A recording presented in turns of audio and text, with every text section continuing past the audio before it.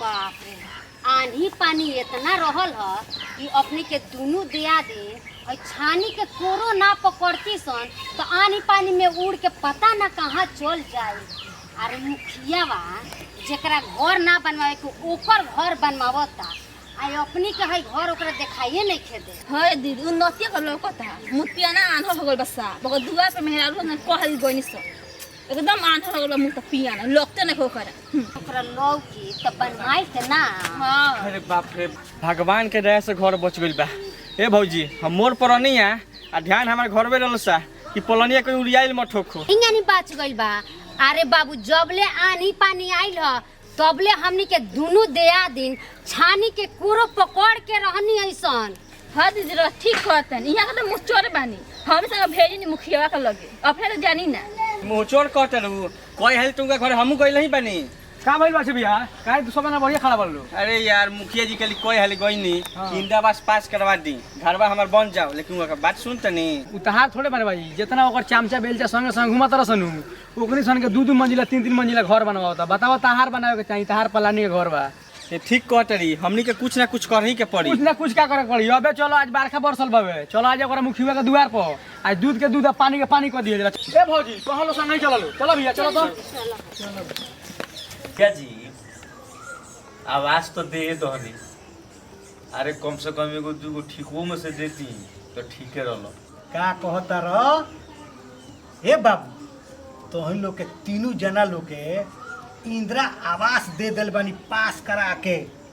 तोहन लोग के ना होके के चाहिए काहे से तोहन लोग के पहले ही से 2 महला घर बा अपना रिक्स लेके तोहन लोग के हम इंदिरा आवास दे देनी। ओकरा बाद तोहन लोग के अब का चाहिए कि ठेकेदारियों चाहिए हैं।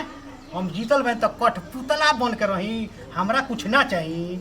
ए मुखिया जी का रौरा के जितावे खातिर देखनी नु रातों दिन नु मेहनत कइले बानी स्वामी के का भाई। अच्छा तो रोजाना मुर्गा मसलम दियात रहला 1000 रुपया दिल्ली के दियात रहला।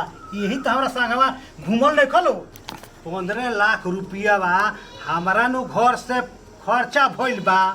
जहाँ तो लोग हम 5 लाख रुपया देत रहनी तो 5 लाख में 4 लाख बांटत रहलो 1 लाख अपना पॉकेट में धो लेत रहलो। अरे ई मुखियाई के चुनाव रहला यही से हम तहन लोग के कुछ ना बोलत रहनिया हमरा पता ना चलत रहला। बड़ा होशियार हो गल बालो तहन लोग। मुखिया जी रउआ मतलब लिखल है तो पहचानत नहीं हमनी के। फिर अगला चुनाव आवता ओइ में दिन में लागे में तारा गिने। अरे बुरबक हो। अरे जोश में हमहू आके कुछ कह देनिया।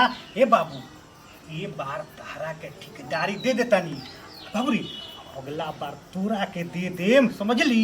ए मुखिया जी हमरा कुछ ना चाहिए।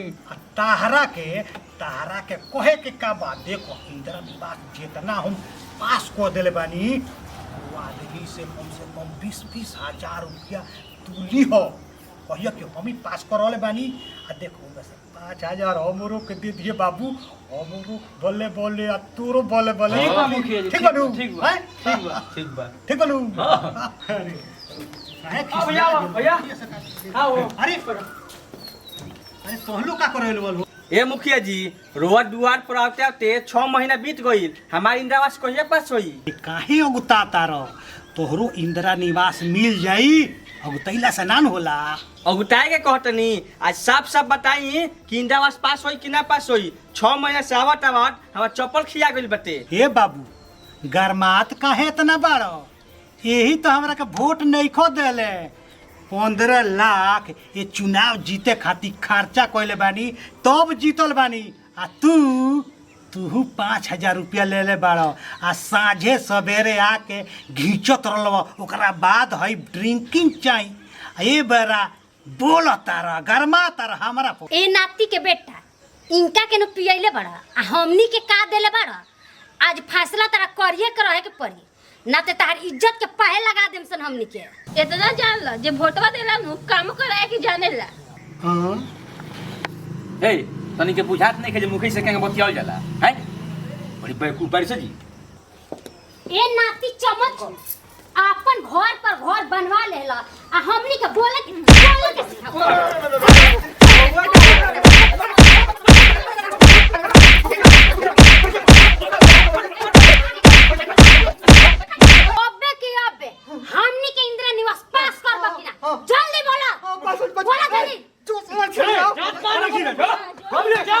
आज ना कोइला तो ता खाए रे ना ना ना ना अरे बाप रे बाप साइन करे साइन करे जल्दी साइड कर साइड साइड कर साइन करो भाभी साइन करो लिंद करो भाभी कर साइन करो ये कोना का खुश नाले में सकता था अच्छा फाइनल फैन ये महीना के अंदर ठीक अंदर हो जाए हाँ उन लोग के पास हो जाइए अच्छा ठीक बा चलो देखा तानी सन हाँ ना ना देखा तानी चलो भाभी चलो चलो चलो हेलो दादा पीट देली सब नीचे तक कोनो रहल ना ना मुखिया जी केहू देखले नहीं के ना बाउंड्री में बाकी होने के देखी हाँ देख ये तो अभी बाँचल हो भले पिटाइल बनी सोच सकाई बा देख ये कर माने पास हो जाए के समय से एक नाव का पैसा मत मांगियो सो ना। बुझली हम मुखिया जी एकनी के पास हो जाई कि ना तो मुआ दिया सन अगली बेर बाप रे बाप, ढेर मरले बड़े आई बाप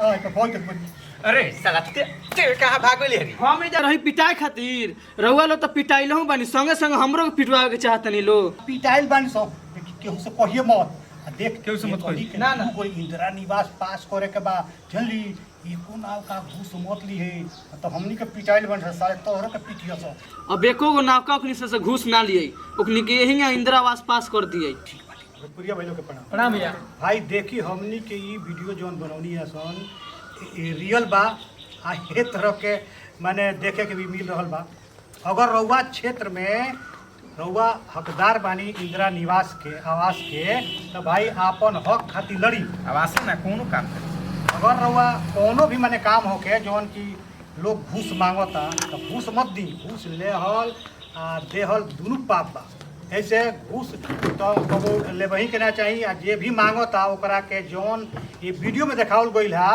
ये तरह मुखिया लोग बा वो लोग के चामचा लोग कुटाइल है वही तरह रउआ लोग इनके कूटे के पड़ी रउआ लोग इन अगर हाथ नहीं उठा पाओ तो अपना औरत के घरे वो लोग एक झाड़ू दी भाई वो एक झाड़ू अगर एक जना मुखिया चाहे कोनो प्रत्याशी खैले तो एगो वो वीडियो वायरल हुई आ ओकरा से लोग में दहशत फैली आ डरी लो रउआ लोग के काम बिना पैसा के बिना रुकावट के काम करी लो तो हमनी के बनावे के मेन मकसद ही रहला कि रउआ लोग ही जागरूक हो जाई रउआ अपना हक खातिर लड़ी राउर हक बा जौन मांगी इंदिरा निवास होके चाहे कोनो भी काम होके निस्वार्थ वो लोग के करे के पड़ी हमनी के बनावे के मेन मकसद यह रहला जय जवान जय भीम।